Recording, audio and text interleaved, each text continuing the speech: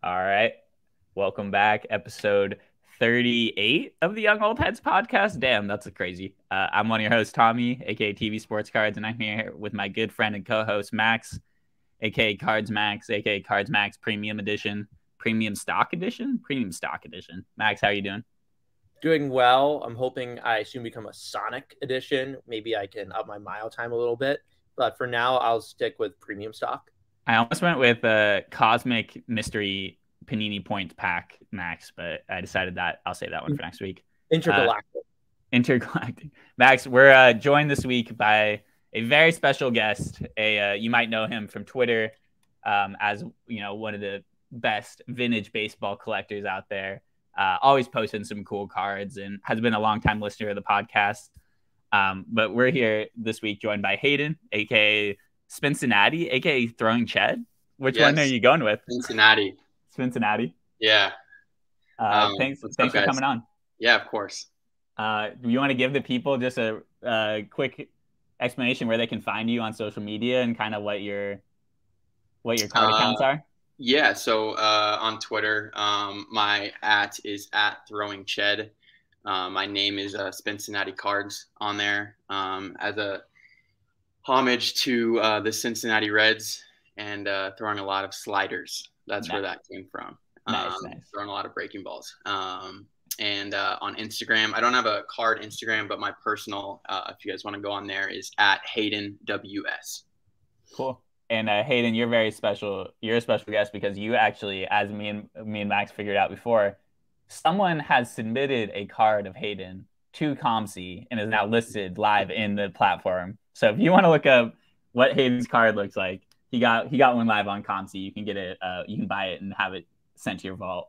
But Hayden, you are actually someone who throws Ched, which is rare for card Instagram. Max did his explanation for his Cards Max name originally. Max, do you want to do that real quick for everyone? How you ended up with your Cards Max name?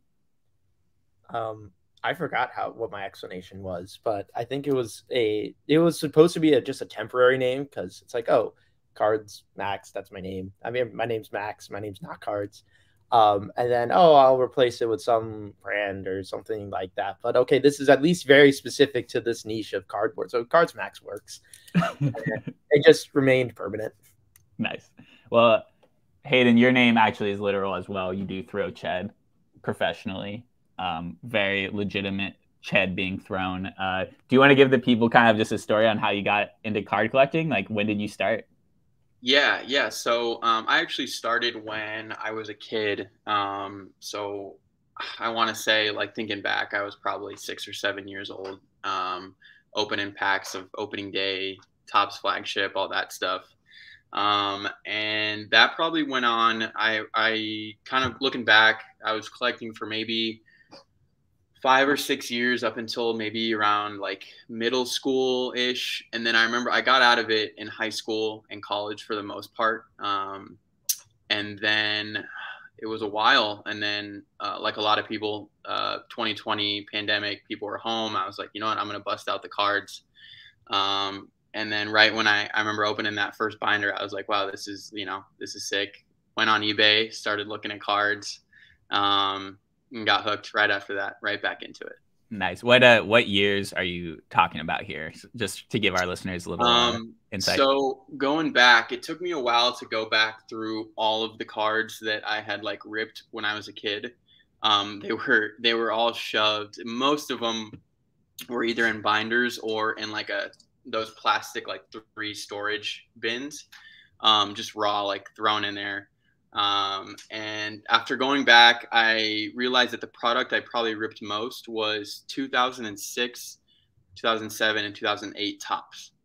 And then there were a few, like I would get boxes for Christmas sometimes. Mostly like, so I collected like the old, like Hall of Famers, even when I was a kid. So I was ripping like 2008 Donruss Heroes, Topps fan favorites. Any of those products where the checklist was just all Hall of Famers, that was what I liked to rip as a kid too. Yeah. Did you ever rip that Upper Deck Hall of Fame product that they made that one year? That's like I think so. Yeah. That's like familiar too. Yeah. I see that a lot. I'm like, Mitch's stack sales when he's doing like the 25 Yeah. cent cards. And I'm like, oh, I ripped that from like Sports Authority. Yeah. Max, did you what were you do, Max, when you were ripping growing up and you would get like an insert of a Hall of Famer? Was that like a cool card to you, or was that like a toss? Um, in as little of a self-deprecating way as possible. My baseball IQ was not high enough to recognize many others outside of Alex Rodriguez, Derek Jeter, Robinson Cano, and the Mickey Mantle insert cards from 2008. That makes sense. Although I did enjoy following Barry Bonds' home run chase. That was it. 06, I think that was that one. Yeah. That was a good one. Yep. I feel like in modern collecting, there's a big tension between people who are collecting these like Hall of Famers, or like, and then they have the modern cards of them when they're like inserted into like a 2022 set, like as like a Willie Mays. I feel like that's kind of like controversial. Some people think they're cool, some people don't. It is. Yeah, I've noticed that for sure. I feel like most vintage collectors like shy away heavy from collecting anything like that. But I personally think they're kind of cool. I don't know. Yeah, and I noticed that Prism has started doing it too, in basketball and football as well. Yeah, I don't mind it. If there's a cool numbered parallel of Willie Mays with a cool photo on it, I'll pick it up. But yeah, I'd rather stick to the older stuff now that I have the means to do so. Yeah, I feel like the thing that major plays against that is like the SPs. Like I feel like SSPs, like the Jackie Robinson SSPs. I do love, yeah, those are great. Hit. Yeah, those hit. Max, do you ever buy anything like that or no? Not really the stuff of retired players, or all-time greats. I do respect the interest in like the parallels for like the post-playing career cards, but otherwise I try not to focus on that. I guess, Hayden, what do you think? Like, I know as of now you're very focused into vintage, or at the very least very focused relative to other people our age. What do you think developed that focus?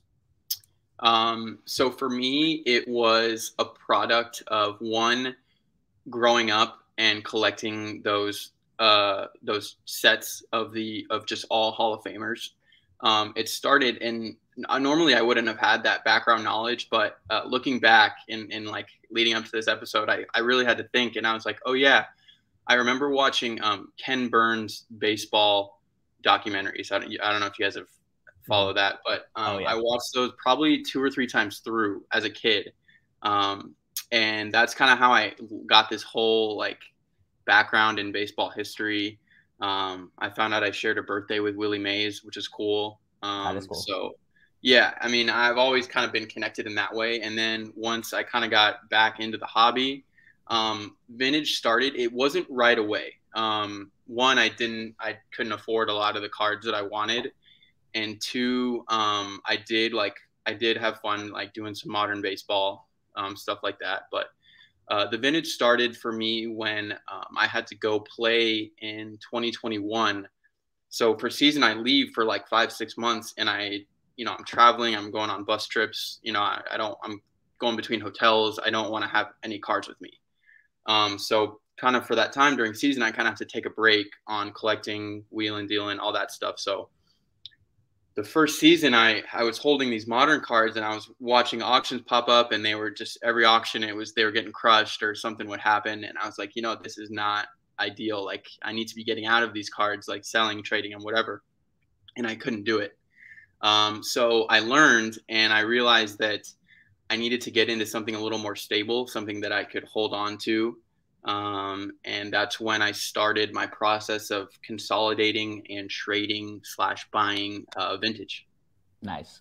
Did you find any gems when you were going through your old cards, or was this more of like, oh dang, I just have a bunch of base opening day? And yeah. Cool? I sent it to you the other day. I'm trying to think, outside of like a few, I pulled some cool like Hall of Famer autos out of those like fan favorites boxes back in the day, because you got like 2 guaranteed on-card Hall of Famer autos. Nothing crazy, like a Monty Irvin, which is a cool card. Outside of that, I think the best pull I think I found out of that was a bunch of Joey Votto rookies.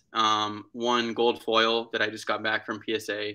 Not an expensive card by any means, but it is special to me because out of all those cards that I ripped, there was nothing, remotely to being, crazy valuable, Yeah. which I always thought was funny. But Those gold foils are really sneaky in '08 yeah, tops. They're real sneaky. they are. Yeah.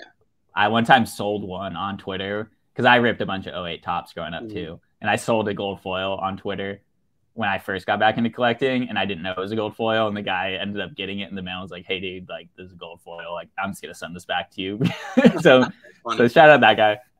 But I was totally a baseball history head growing up too, Hayden. Like I memorized all the World Series winners when I was like in second grade because I just was just a little nerd, and I would just like read this book over and over again. I mean, when half the answers are the Yankees, it's not that hard to do that. But it's a little easier, yeah. When I was a senior in high school, though, my one anecdote about Ken Burns documentaries. When I was a senior in high school, there was a class that was only available to seniors, and it was baseball in American history. And the whole class, the whole entire class was just, we would show up for 45 minutes on Mondays, and it was a once a week class, and we just watch Ken Burns that one Ken's Bird baseball documentary, and we just watch like a clip of it every single week.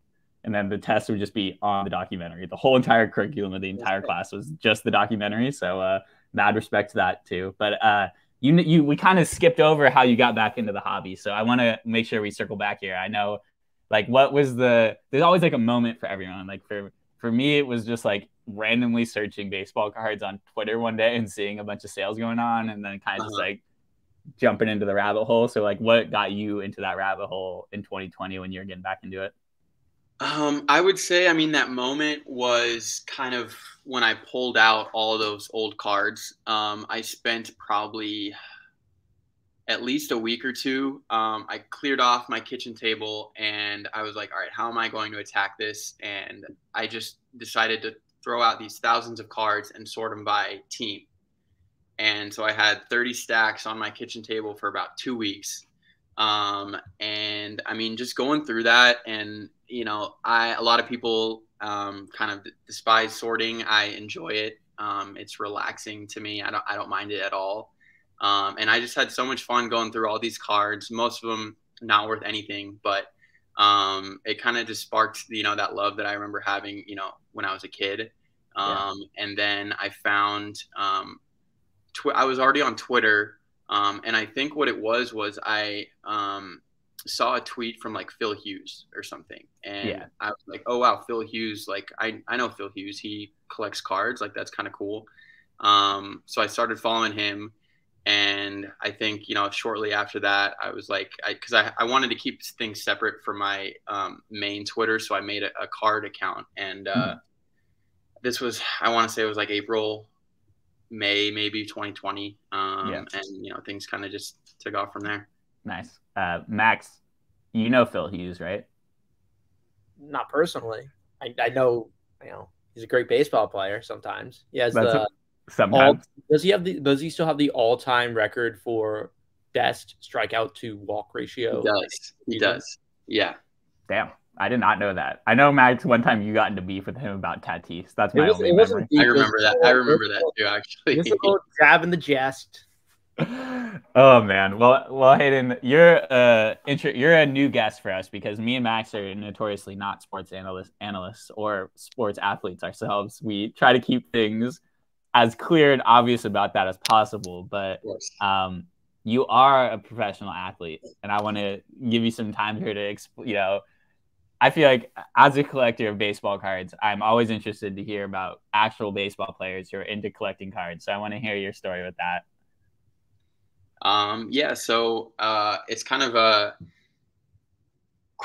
unconventional path to pro baseball. I will keep it pretty short. In high school, I was a small kid. Didn't really get anywhere, but I was a good pitcher. And I went to college, and I expected to walk onto the team there because, I had confidence and I thought I could. And I ended up not making the team I tried out all 4 years, didn't make the team. Where did you go to school? San Diego State. Okay, cool. So that's a huge baseball program, right? It is, yeah. And my freshman year was 2013, and Tony Gwynn was still the head coach at the time. Oh, that's awesome. R.I.P. Yeah, so RIP. So I remember throwing that first bullpen in 2013, and he was watching it, and I finished up at the end, and I watched all the other guys who were walking on, and I was by far, I stuck out among the guys who were at the walk-on tryout. And he made a comment to be about my hat and my pitching. I was wearing a Cubs hat because that was like the scout team I played for as a kid. Mm-hmm. And he was like, son, you better take that hat off right now. But that was a good bullpen. I liked what you got. Nice. Yeah, I'll never forget that. But I got an email from the assistant coach a couple weeks later saying, yeah, hey, we don't have enough spots for you, which sucked. But yeah, I did find a way to stay active in college. I started playing ultimate frisbee. Oh, nice. Which is great. Max, do you ever play ultimate frisbee? I played a little bit in college sometimes. Recreationally, but not competitively. Were you an I am God in college, Max, in any sport? I know you're a cross country head.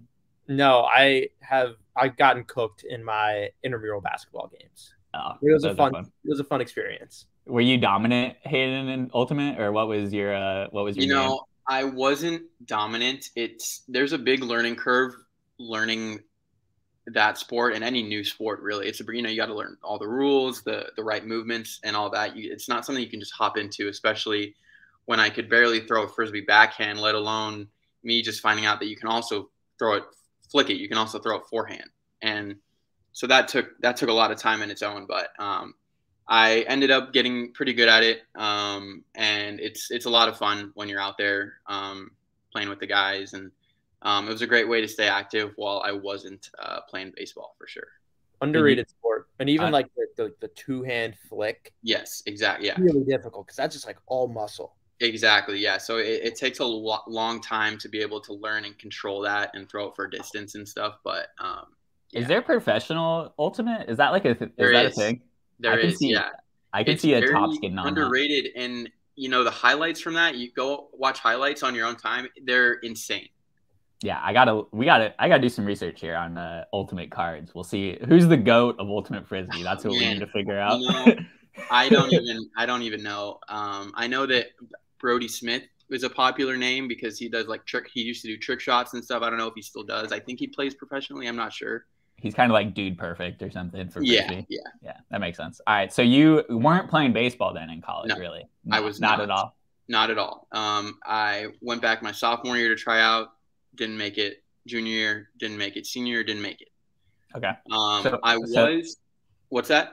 Sorry, I was just gonna say. So you didn't get discouraged by that though. I didn't know about that. I mean, Did I get discouraged? Not really. I would go home for summer break, and I would play in a collegiate wood bat league with all my buddies who were playing college baseball. And I would throw well in that summer league, and all my teammates were like, "Hey, dude, come pitch at my school. We'd love to have you come." But I was pretty entrenched at San Diego State. I loved it there. I was going through getting my business degree. It wasn't worth it to, get up and fly to some D2 school in Kentucky or something like that to, as much as I wanted to play baseball, it just wasn't feasible at the time. Yeah. I grew up in you grew up in California too, Hayden, right? I did. Yeah. And where are you at right now? I'm in Arizona right now, Scottsdale. Okay, cool. Mm-hmm. But I always have this thought, and Max, did you play Little League, Max? I did not.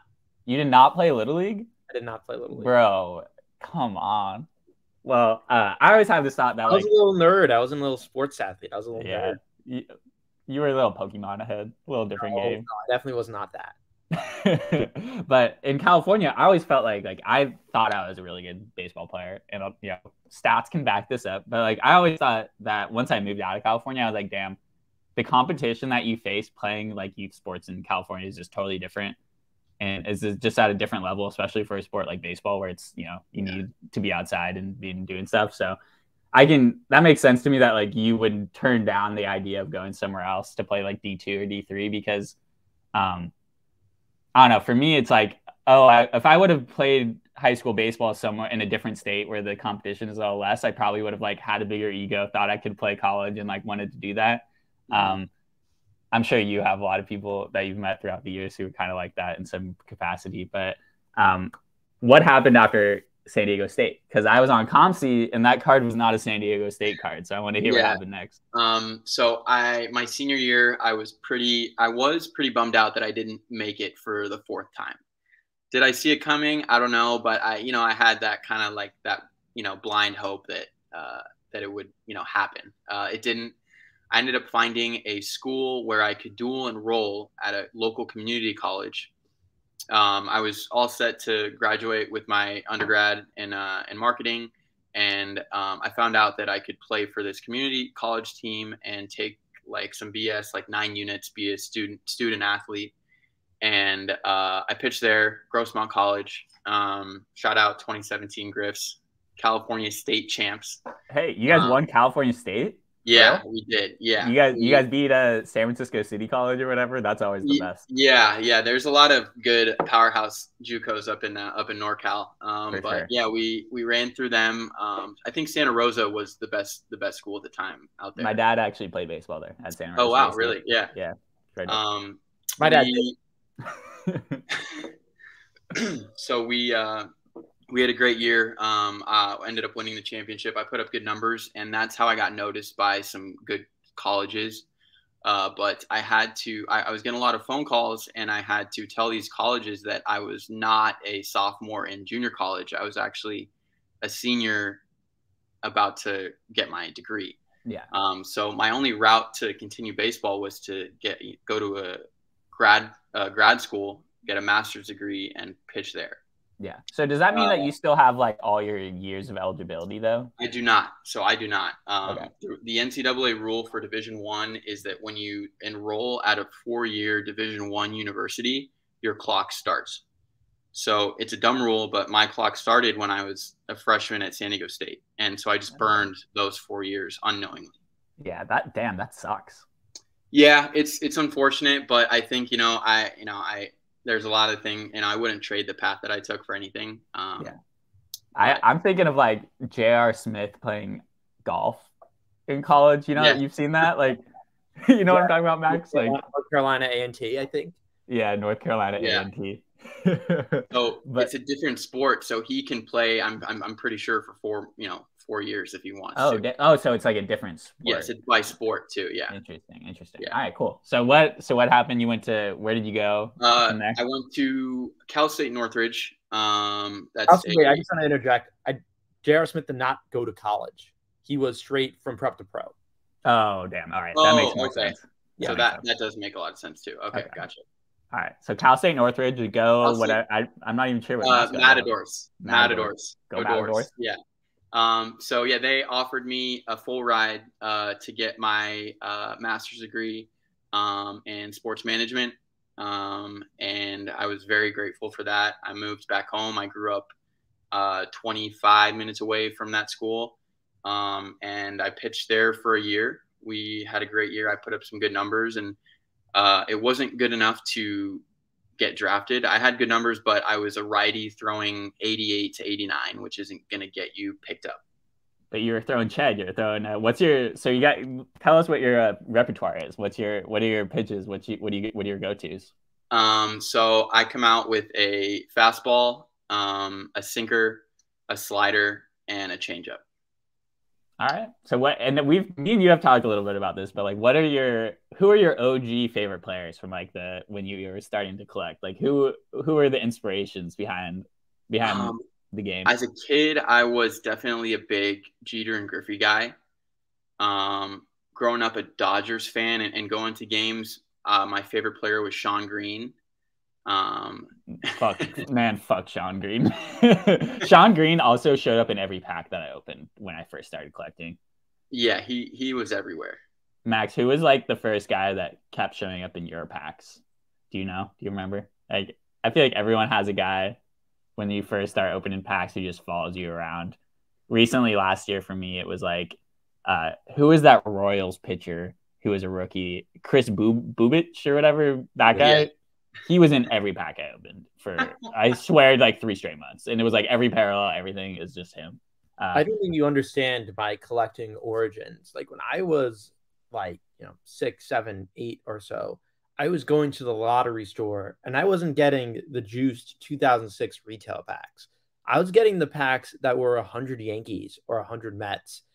And I was getting the 90s cards that players that I never heard of. But hey, my Yankees page in the binder just got that much bigger.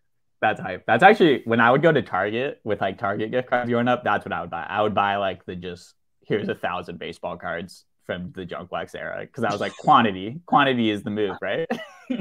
Yeah, exactly. And that's where it's like, well, what even is quality? They're all baseball cards. I didn't know what a parallel was. Yeah. I didn't even think, cards had resale value. Even then, I didn't have I any had no idea. money. Yeah. Let Did alone you sell it. did you have like friends, Hayden, that you would collect with growing up, or was this kind of just like I a solo? I had one friend who also collected, and he was a Yankee fan, and I was into the retired Hall of Fame players, and so he had a lot of those, and I remember we would swap like jersey cards and stuff like that. I remember, but he wasn't as big into it as me, so I was always like trying to like, hey, like, do you want to like? I remember like, come over, let's trade some cards, let's hang out Yeah. for a little bit. But he was like, hey man, like, you're cool and we play baseball together, but I don't really collect these as hard as you do. Yeah, that's tough. I had that for sure growing up. That Yeah. feeling. I actually, Max, when I was at the Cincinnati Reds stadium like a couple months ago for a wedding and just walking around, that's all they had in the team store was a pack of 100 Reds cards for like $10 or something. And I was like, damn, that's tough, especially because one of them had a reprint of the Johnny Bench Rookie Cup card on the front. So if someone like my dad was like, oh, this must be a nice Johnny Bench card, you should get this one. And I'm like, no, that's a random reprint. So No reprints in the Rookie Cup collection. No, unless depends. We can get into that another time. I like the refractor reprints. Those like if that's one reprint that I'm okay with is like if it's a chrome refractor version of like a vintage card. Yeah, that's cool. Do you think is that a hot take? I think Hayden's frozen. Oh no, he's not frozen. No, we're good. You look frozen. No. You were like, we're good. Frozen. We're good. But all right, we've killed the build up, Hayden. I want to hear how you got signed. Okay, 27 minutes in. We're 27 minutes. Yeah. So, during the pandemic, I posted a video of me. Okay, so CSUN, to fast forward a year, I am now throwing Ched. Okay. It was either go in the gym, get stronger, throw hard, or retire. So I gave it a shot, and after a few months of kind of getting a little bit bigger, putting on some weight, learning kind of cleaner mechanics, I hopped in a bullpen, and I was sitting 92 to 96, topping 97. It was pretty wild, because it was a quick transition, but my coaches, my trainers at the time were like, hey, like you can keep playing now. Like we can get you a contract. That's awesome. So I posted some videos of me on Twitter. They got retweeted by the Pitching Ninja, if you guys are familiar, and that kind of took off. And I got approached by a few teams online, one of them being the Reds. I got invited out to their spring training. This was in early 2020. And I was getting ready to go out there. I was stoked. I was like, this is it. This is my chance. And the pandemic hit. I called my contact at the Reds, and he was like, sorry, man, like we just had to send everyone home. Yeah. So that didn't work out. Another year goes by, and now I am at home, and I see that Kyle Bodie, who was just appointed pitching coordinator for the Reds, was doing an AMA on Reddit. Now, I'm not a big Reddit user by any means, but I did have an account. I think I would go on Reddit for like asking questions about like fantasy traits and stuff. I think that's why I had a Reddit. And so I go on, and I'm in there, and this guy he founded Driveline Baseball, a huge company in the baseball world. This is not a guy where you can DM him and be like, hey, what's up, man? Like, sign me, like. Yeah, you're not going to slide through the Twitter DMs. Right. But I figured if I go in this room and I kind of get a gauge for how many people are actually in here, it was supposed to be for Reds fans to like introduce, like he wanted to introduce himself to Reds fans and like have them ask questions, how does Hunter Green look? How does Nick Lodolo look? Stuff like that. Yeah. So I go in there, and there's like 50 people in there low number. I was shocked. Yeah. And I'm just watching, and he's answering every single question in there. And I'm like, okay, I guess I kind of got to run this and see what happens. So I asked him a couple questions at first to like build up somewhat of a rapport. I knew he was a big meat guy, into steaks and stuff. So I asked him a question about grilling like A4 Wagyu beef or something like that. You did your research on him. You knew. Yeah. He answered it really quickly, and I was like, all right, well, here, it's now or never. So I kind of just shot my shot. I wrote out the message. It was just saying, hey, my name's Hayden. These are my pitches. I throw this hard. They move this much, horizontal break, vertical break, spin rate, all that stuff. And these were my numbers from my previous year, which were pretty good.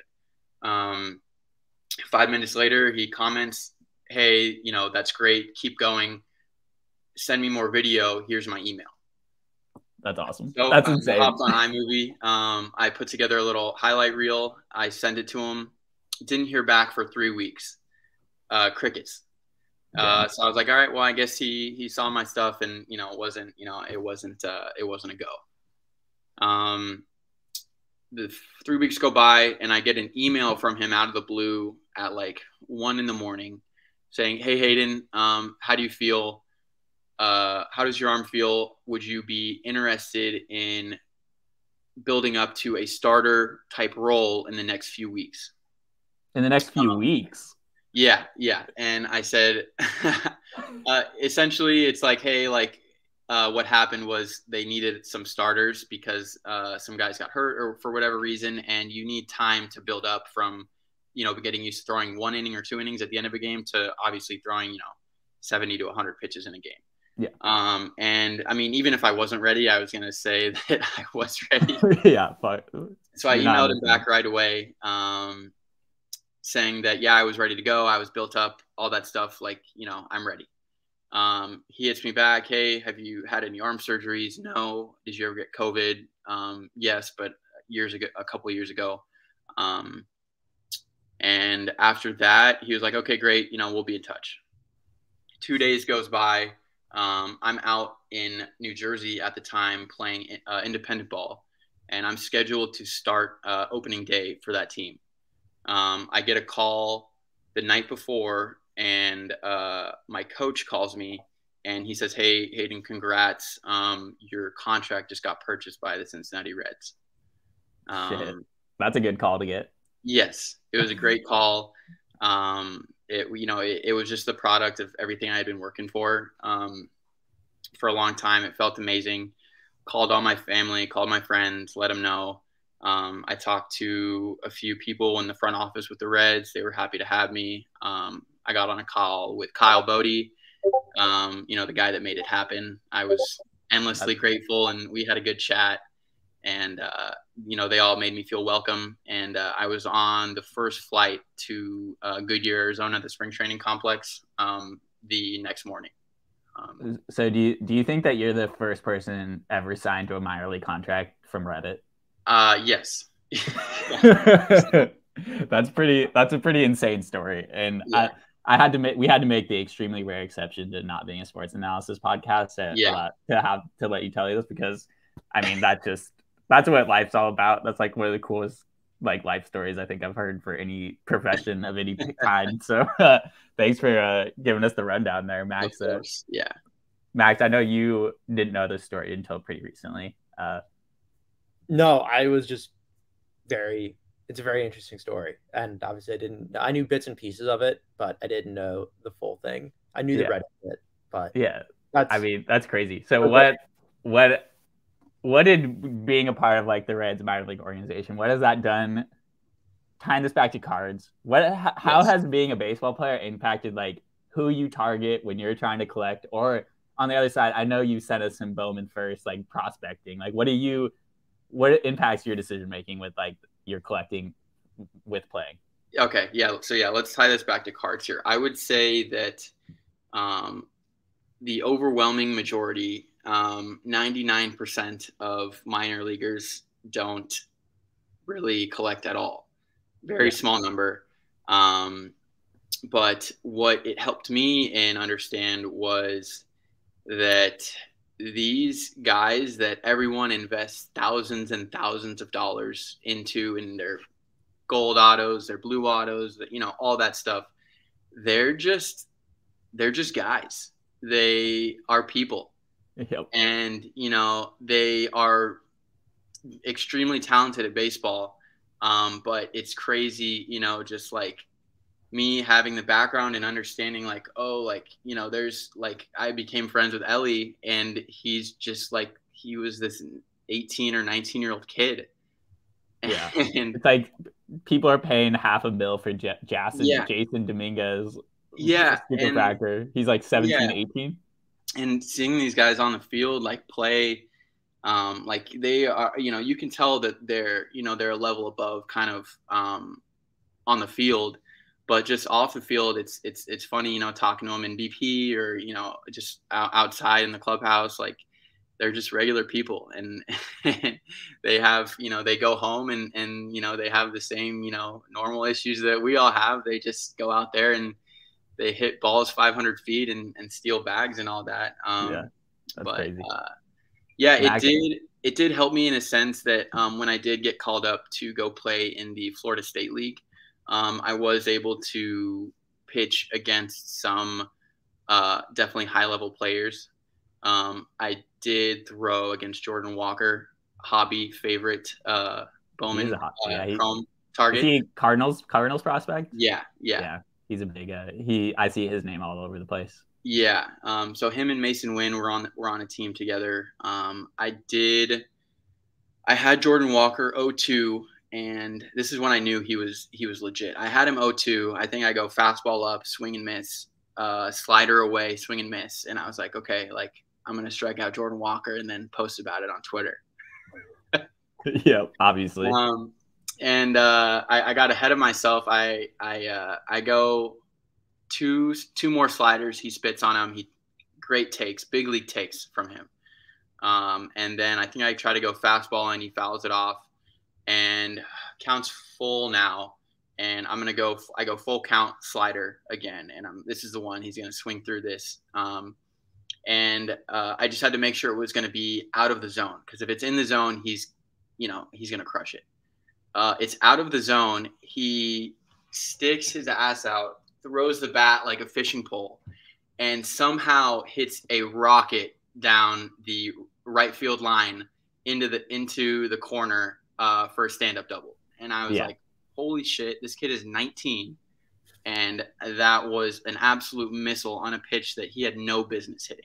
So how kosher is it for you to be like, oh, I'm going to go buy one of your Bowman First autos after that? That was a nice hit.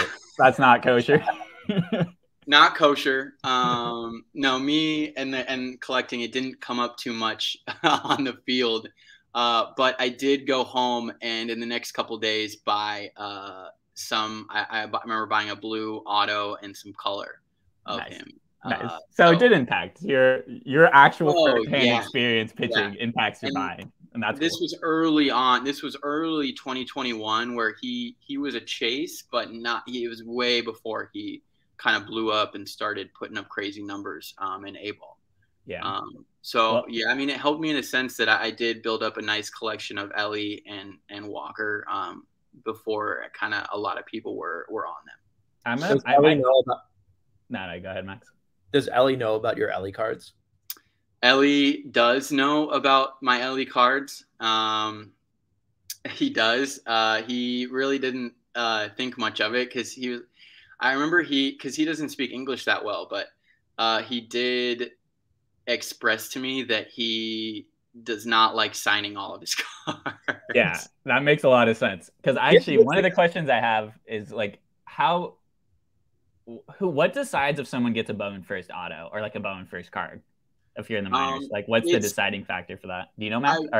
I don't think there's any like cut and dry like selection process. I think it's just kind of Bowman probably or Topps just kind of relegates certain spots to guys who are drafted high and that are like DSL players who have a lot of pedigree and have a lot of upside. So I don't think there's any sort of process. I think it's more has to do with Topps reaching out to agents and being like, hey, we can provide X, Y, and Z players who were drafted in the rounds 1 through 5, 3 or 5 or whatever it may be. That makes sense. Max, do you know like what products? I know like prospects come out in waves in terms of like Bowman Chrome is usually what international signings, right? Bowman Chrome is usually the J2, used to be July 2. Now it's January 15th or so, or J15, whatever. Bowman Chrome is the top international prospects from usually the year before, because and once they're signed at 16, they usually don't play that season. Then they play the next season. And then once they have a full year of stats, then they're in Bowman Chrome. So that's for most of the international guys. And then Bowman Draft is the recently picked draftees. It used to be that I think the 2nd and the 30th draft pick was always held out for Bowman for the following Bowman release. That was just called Bowman. But now Topps is pretty inconsistent with it. I know Jack Leader does not have a card yet, even though that would have been Bowman Draft from 2021, I want to say. And I know like Heston Kjerstad's year in 2020, he was seen as a reach for the Baltimore Orioles in order to have not so draft salary pool, not manipulation, but proper budgeting, because they knew Heston Kjerstad was going to sign a little bit less. But they having him as a chase for the following year's Bowman would not have been a very fun chase, even though he was the second all draft pick. So I've noticed, especially since 2020, there's been more exceptions to the number 2 and number 30 pick are held off. I know it was always number 2, but now they just kind of select the chases, however it is. Khalil Watson being an intended chase this year, but they knew Bobby Witt was going to be a chase for Bowman and also any other real breakouts that happen are also usually saved for Bowman, like Jaron Duran. He was definitely in the double digits for what round he was taken in. So he was low enough to where he didn't have a card in Bowman Draft. Wasn't really an international, obviously wasn't an international guy either, but some of these breakout type players are saved for the spring Bowman release. Right. That's interesting. I don't know if I knew that. That's cool. But Chrome international guys, draft guys, Bowman, the intentional and unintentional holdovers. Huh. Yeah. We know Topps loves to fuck around with getting people to chase certain things and products by holding out maybe longer than they should. Well, Hayden, we've reached the best part of the episode for everybody, which is what are some recent cards you bought? What are some recent cards you sold? I'm going to let Max go first so that you can get your thoughts together, Hayden. Max, you got any recent buys on eBay or I can start too. Messing around a little bit in terms of buying from eBay. I've been on a massive cold streak ever since I came back from the Dallas Card Show. I think it was more of a mental thing than anything, because it's like, oh, wow, there's so many great deals here. Well, now I have to go back to paying full or near full online. But I bought an Albert Pujols Topps Luminaries auto. My thinking with Luminaries and Topps Chrome Black and Topps Pristine, but Topps Pristine isn't ripped as much, is to just get some cards out for grading, and that's hard to go wrong with Albert Pujols ink. What is Topps Luminaries? It's another one of those like breaker friendly products where all the cards are encased. Boo, but it's Albert Pujols signing his name. Yeah, that's fine. I'm cool. I'll allow it. Yeah. So and my rationale was, I think it was like 3 a.m. I just sent my best offer to like 7 people on eBay. My comment was, "This is my best and only offer. Thanks." And most got rejected, but one was taken. And I made sure I was pretty at value with comps. I guess in addition, just some junky. I think the Julio Rodriguez Gatorade Bath US 44 SP, very cool card, very fun card to grade. That's a card. But did you buy one? I bought one. I think I offered on like 5 more. I'm now still chasing it at auctions, but it's a cool card. And then what does that go for? Because I am currently holding the Julio Gatorade Bath card, and that just seems like it's too cheap in my opinion, right? It's been a rock solid, consistent $200. Yeah, and like I don't know. Hayden, are you in on Julio long term? What are your thoughts? I am in on Julio long term. We've seen the upside. He just kind of has to be consistent about it. The upside is a perennial MVP. As a Griffey guy, are you seeing shades of Griffey, or is this a whole new phenomenon? There are shades, just the way you can, watching him play. He enjoys playing the game so much. He's got that big smile. Yeah.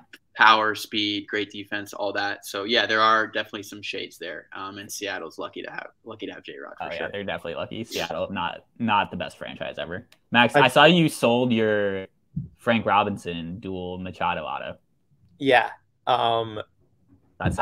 It was quite literally a matter of I was in it for 200. I had it priced at 500 on eBay, and I was able to get 400 net for it. So nice. I owned that card. I enjoyed that card. I am now still kind of very lightly targeting Topps Heritage dual autos of eventual Hall of Famers because those are just cool cards. Yeah. And it was time to go. I believe I shipped it off to Maryland. It's going to be in a good home. That's good. That's good to know. Frank Robinson's my target for 2023 vintage. I want to get some nice Frank Robinson stuff for sure. I'll get into my vintage tangent in a moment. Last card I bought, which is cool, I bought a Michael Fulmer Topps Black rookie from 2016 for $10. And that just goes, and I saw there was another one for like $12.50 OBO, but I'm like, wow, Michael Fulmer is that cheap? I don't think he's ever been an all-star, but I remember seeing him traded away from the Mets. I'm a Yankees fan, but I'm like, wow, the Mets traded away another top pitching talent who then went on to win Rookie of the Year.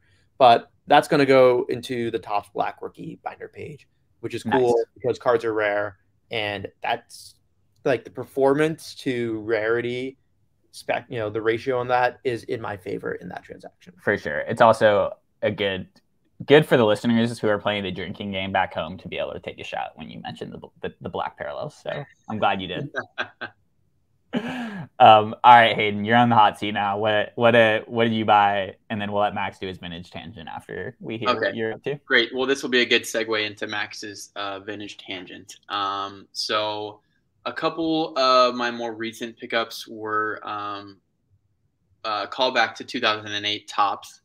This being 2008 Topps Update. I picked up a set of one raw Kershaw rookie and a raw Scherzer rookie. Nice. Now, when I was a kid going through my cards and I found all the Vottos, I was like, what is it 2008? Where are the Kershaws? Where are the Scherzers? That's where the money is. Only an update. Yeah. Only an update.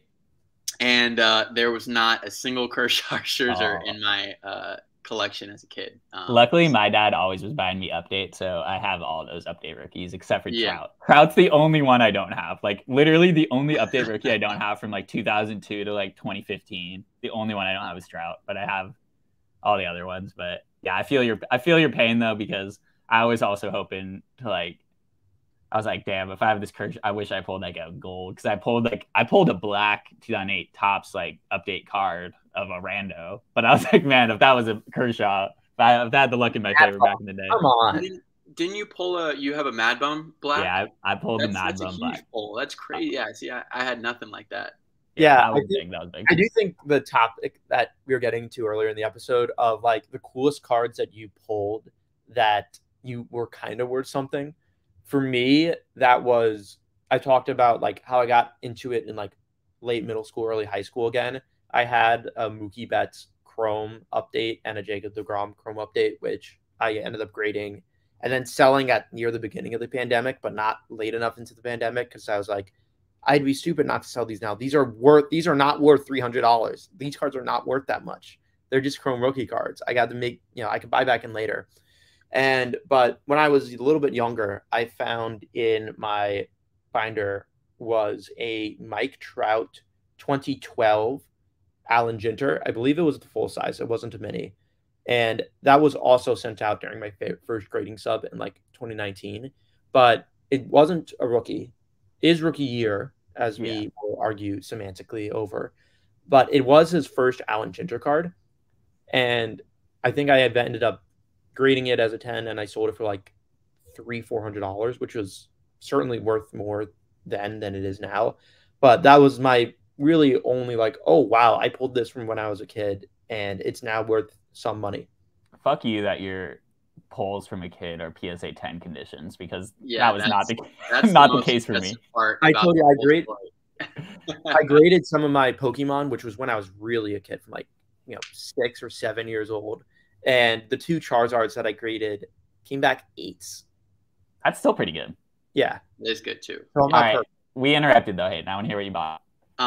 Okay, so the most recent were the 2 08 update, Kershaw and Scherzer. I picked up a couple just cheaper. So one of the things that I do like try to consistently collect are I like cheaper end of the spectrum 90s Griffey inserts. So if I want to spend some time on eBay, just like scrolling, that's kind of the area where I kind of gravitate towards. So I picked up a couple of those. Generally, they're in like the $5 to $20 range. Which ones did you get?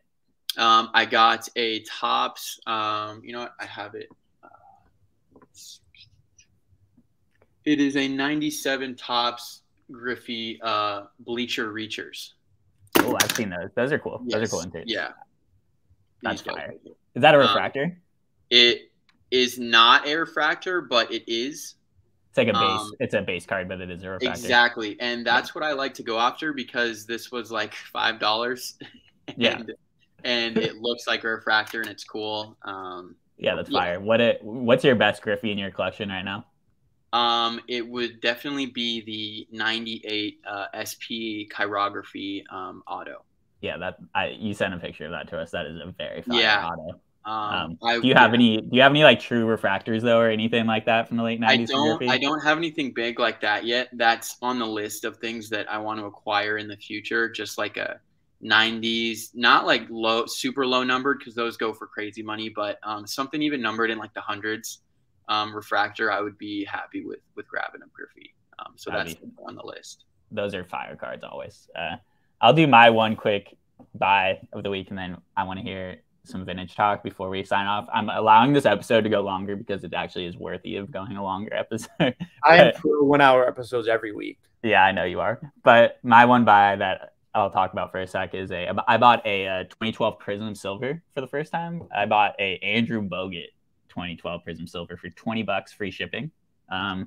Considering that set has really low print runs, and I don't know. I realized when I was going through my cards that I don't own any 2012 Prism like refractor or prisms in it, for lack of a better word. So I was like, I need to get one, and this was a good price. And I was like, Bogut, underrated member of the Warriors finals run. So I wanted to pick up something cool for him, and that was what was available. Random basketball tangent in a fully baseball episode. but all right, Max, real quick, Hayden, you are a big vintage collector, and I want to know, where do you go online for information about vintage cards, and like how do you educate yourself? And where do you go to buy vintage? And where do you go to buy? So so kind of going back, I got into vintage because I wanted something stable during the season and all that, and that's kind of where I gravitated towards. I get my info from it comes down to like just knowing like the big names, like the pretty much liquidity in vintage is kind of important to me as a collector. I'll collect my mazes, but it's more so a way for vintage for me to trade my modern into vintage, and then at any time I want, be able to get out of the vintage for cash. I've found that I can move vintage at or close to comps a lot easier and quicker than any modern cards that I've had. And that's kind of something I realized a little over a year ago. And that's kind of what jump-started my consolidation from modern, Trout, Ohtani, Acuna, Soto into some bigger vintage cards. I do want to shout out Burbank Cards for allowing me to trade into a ton of vintage cards. And I learned a lot from Showcase Rick, who I know Showcase Rick. He's nice. Showcase Rick is a big vintage guy. And I would go in there and he would always bring me to like the new vintage stuff that hasn't even been put out yet. And he was just have all the information in the world that, any question I had about these cards, whether it was white backs versus gray backs or shorter printed versions like the '69, I believe, mantle with white lettering as opposed to yellow lettering, stuff like that. Is he Yeah. was a wealth of knowledge. I actually Hayden, when I was at my girlfriend's over Thanksgiving, her dad had a whole box of cards and it was all 67 through 71 in Topps baseball. And Uh-huh. he had the white letters mantle. Oh wow. Which was like he bought it for maybe like, pennies. And like I being able to break like good vintage news to someone, I feel like is pretty rare. So that was I was hyped about that. I was Did very you use the Ludex app to identify it as a white letter mantle? we're still that's a little tough because it's just so dependent on Ooh. lighting. It's so dependent Trying to on give you the lighting. plug. Give you a Uh-oh. softball. Will happily explain to you the minute differences that fuck up our app sometimes, but mostly we're pretty good. One of the ones that we're having trouble with is '08 Topps gold foils because lighting just has to be so perfect for you to be able to tell which one that is. Anyway, I'm too deep in the database. So you go to Burbank a lot. Burbank's a great shop. Max, you have Yes. not been there though, right? I've not. Damn. Well, I'm a huge fan of Burbank, and I mean, what a place to be able to go to. Like, I wish I had a resource like that I could just hit up on the regular. Yeah, it was definitely a big resource in terms of me being able to get rid of cards that I don't want and don't want to have the hassle of trying to sell to people and push on to people where they'll take it for a respectable trade value. And then I can then go out and grab the vintage from there. And then, like I said, I've had a lot more success moving vintage on Twitter, Facebook, than modern. So to answer Max's question though, like where are you buying other than Burbank? Do you buy vintage online? I know you're kind of in Facebook a little bit. Yeah, so in terms of my buying for vintage, I'd say it's mostly at shows.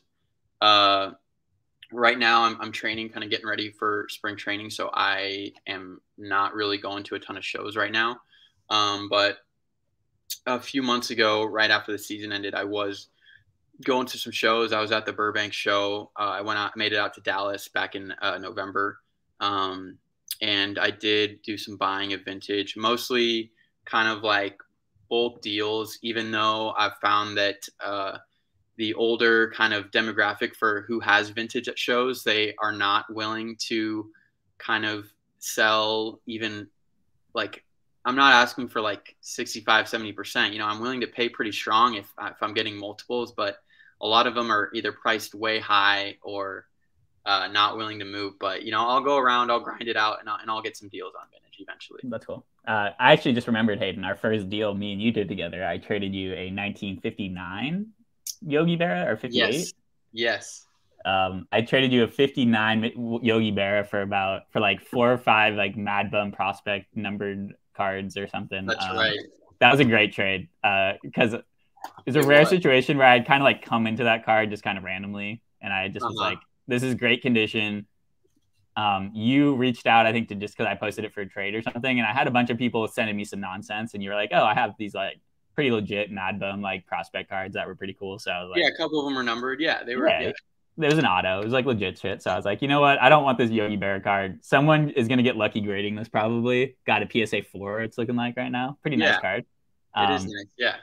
So that was our first trade, which I think is always kind of random because like trading vintage for modern, it can usually the person trading for the modern is taking a big L, but like in this situation, Mad Bum careers are basically over. I'm like, this is good for my collection. I get a cool vintage card. You said you like the Yogi Berra. I want to give a quick shout out to Grady Sizemore as just a player that we bonded over initially. Yes. Someone that I would have bought 1 million Grady Sizemore cards if I had the budget in 2006. So thank you. Would have been right there with you. Thanks to my parents for not letting me go on eBay when I was a kid. Max, do you have any final thoughts on vintage before we sign off here? Yeah, let's hear it. So much of it is based off eye appeal, and eye appeal is both extremely subjective and also so scientific. And I am progressively going down the rabbit hole of trying to learn it. I've watched others buy vintage. I have bid on some vintage cards myself and lost. And at this point, at least in my learning curve, I feel kind of comfortable being able to buy 50s cards of like Mantle, Mays, and some of the other bigger guys. But it's still such a learning curve. I think I tweeted out once. It's like, okay, what's like the easiest way to learn vintage? And I think like the most interesting and compelling response that responded a few times was watch Ken Burns baseball, which is on my to-do list, but it is just such a long documentary. It's very long. Yeah. I've assigned it as homework for myself, both so that I get educated both in cards as well as for baseball. But it is such a steep learning curve. I understand you learn by doing and you learn by being interested, but I'm having a blast, even though it hasn't materialized literally and figuratively. Yeah. What cards were you bidding on at Heritage? I had my eyes on specifically on there were 4 cards that I got into the extended bidding with. The first was a PSA 1 1951 Bowman Willie Mays. There were a few creased copies that of PSA 1s that were like really badly creased that were doing like 4,500. And I thought the IPO on this one and the color was a little bit better. So I really wanted to snag it at like the $3.5 to $4,000 range, given the creased comps were higher. That would have been your biggest buy of all time, though, right? That would be my biggest buy of all time. Yeah. And also, it's such a sick card. Yeah. And also, like, but also the rationale of like, okay, I can price this higher. I can go into this with a flip mindset, and as well, that means I get to enjoy the card for free for as long as I own it. You know, for free. I ended up pushing it to 4.2, and that was just my max, and I just could not beat it to where it made financial sense. Did it sell for 4.2? It sold for 4.2. Heritage is like evil in that their extended bidding starts at 11, and I try to wait out the full clock. I was sleepy at like 12:30 a.m. bidding on this. That's a recipe for disaster, but yeah. I held myself back. The second, I guess, 2 copies of this card I was looking at was a 1952 Bowman Mickey Mantle. There was one graded a PSA 3 and one graded an SGC 3, and I was looking at both. The SGC 3 had, in my opinion, was both better centered and better eye appeal, but I think both of them ended at 2,500. There was a PSA 3 sale at 2.8 and SGC 3 sales at 2.2. Oddly enough, I was looking at a lot of SGC. Actually, no, the Maze was an SGC 1. It was not a PSA 1. Okay. That was no, SGC 1. Okay. It was an SGC 1, not a PSA 1. And I was looking through it, and I'm like, wow, this card is really cool. I like the eye appeal of the Mantle better, but I just couldn't push it. It didn't make enough sense for me to push it that far, and that bummed me out. That was, and then the third card I was looking at of 4 total cards was a 52 Topps Jackie Robinson. It was nice. It was either PSA 1 or SGC 1. I forget. Probably was SGC 1, and presented really, really, really good color. There was just an obscene amount of paper loss on the back. No. And I think the SGC 1 was doing a few hundred higher than the recent PSA 1s that were worse. Like, this card looked phenomenal, but I don't, again, as a novice, I didn't know if I could be able to justify PSA 2 pricing, which was like 6,000 or so, or under that. Or there's so much like if this, then that, which I think is phenomenal with cards and everything like that. But I pushed that with 3,500. The enjoyment factor as well. I knew that I would enjoy owning a Maze and a Mantle more than a Jackie. So that kind of emotionally made me push it less. But I went 0 for 4 that night. I missed out on both Mantles, the Maze and the Robinson. I thought the Maze was most realistic, and I was probably heaviest on that. But it just didn't work out. I will now be at least having the goal of looking at 50s cards when I go to my very vintage-heavy local area. And I like that I at least have a little bit more of a framework of trying to get lower grade copies of all-time greats in the 50s. Because I know the 60s cards, they're more, and there's a lot more copies of them. There's a lot more low grade copies. And trying to sell a PSA 7, or PSA 8, 60s Mantle, I don't know if I can pitch that as well. And I feel, my gut feels like the liquidity and interest level isn't there as much as it is a literal Willie Mays rookie card. Yeah, I was going to say, you're going for the rookie cards, which is classic Cards Max focus, but not the 52 Topps, the 51 Bowmans. I will say, shout out card shows as a way to figure out information about vintage cards. If you ask dealers, some vintage dealers will be kind of douchey, but some of them will like literally like open up their entire brain to you about like a specific weird set or like variation of something. So highly recommend approaching vintage dealers at shows and asking them about cards that you think are cool in their case. But Max, I'm cutting you off. I'm cutting you off because I got to take a piss. It is too long. It's relevant. It's relevant. Okay. All right. Last thought, though. Last thought. Okay. So Mickey Mantle, top 52, card of the hobby. Obviously, outpriced is the 51 Bowman rookie card. But to my surprise, I learned this when bidding last night, most 51 Bowman copies of Maze are more expensive than 52 Tops cards. Correct. Yeah. It doesn't hold for Maze the same way that Mantle had no idea because I just assumed the 52 Tops iconicness carried over, but it didn't. All right, Hayden, last thought. Why is that the case? Why is Maze's 51 Bowman more appreciated than Mantle's? The 52 Mantle is just so entrenched in not only the hobby, but pop culture in itself, that the image itself is so iconic that it transcends any sort of rookie card bearing that we as people in the hobby give it. Because the 51 Bowman is the true rookie card.